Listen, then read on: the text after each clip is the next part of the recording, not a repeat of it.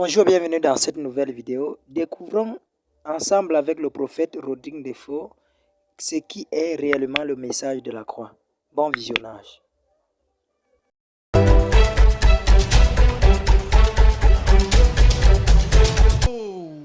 Quand je lis ce genre de verset, je dis Seigneur, aïe.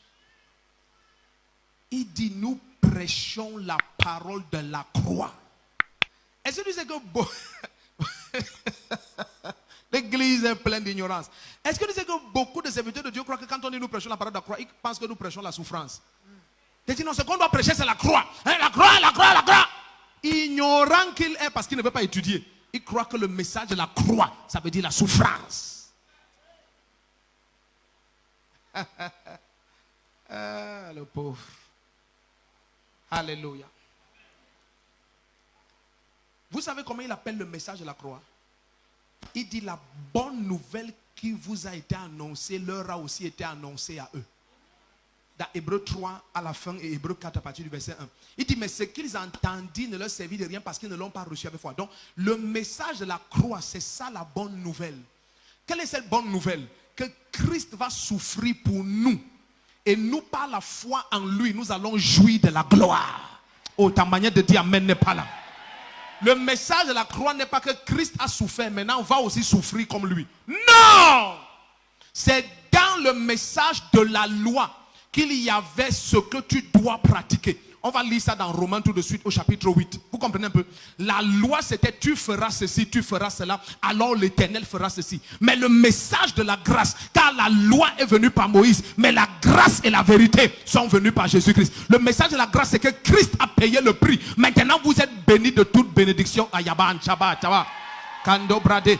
Uniquement par la foi, rien que la foi. Jésus lui-même dit dans Jean 6 verset 28, tout ce que le Père attend de vous, c'est que vous croyez en celui qui l'a envoyé. C'est tout. C'est Jésus lui-même qui dit ça.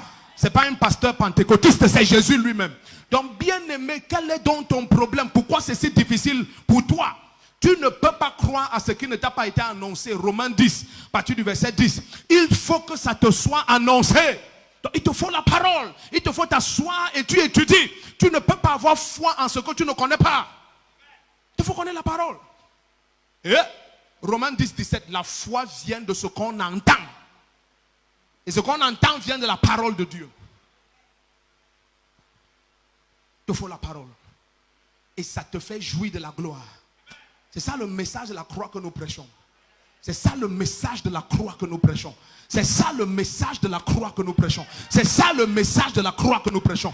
Quelqu'un est mort pour tous afin que tous vivent pour un seul. C'est ça le message de la croix. 2 Corinthiens 5 à partir du verset 14 à 15. L'amour de Dieu nous contraint, nous qui avons compris ceci. Un seul est mort pour tous, alors tous vivent pour un seul. C'est ça le message de la croix. Ta vie ne t'appartient plus. Elle est cachée avec le Christ en Dieu. Maintenant, ce n'est plus moi qui vis. C'est Christ qui vit en moi. Galates 2 à partir du verset 20 jusqu'à 22.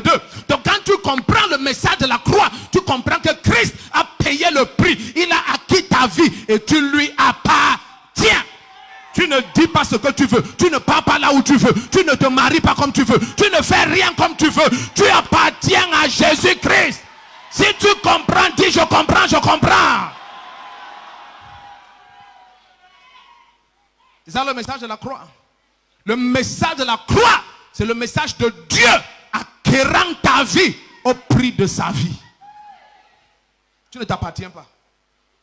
Quand je pense, moi je me dis, j'ai envie. C'est ça qui vous détruit comme ça. Faible dans la société. Vous connaissez ce que un mondain a dit l'autre jour? Celui qui était le créateur propriétaire de Apple, Steve Jobs. Il a dit Dieu n'a jamais existé.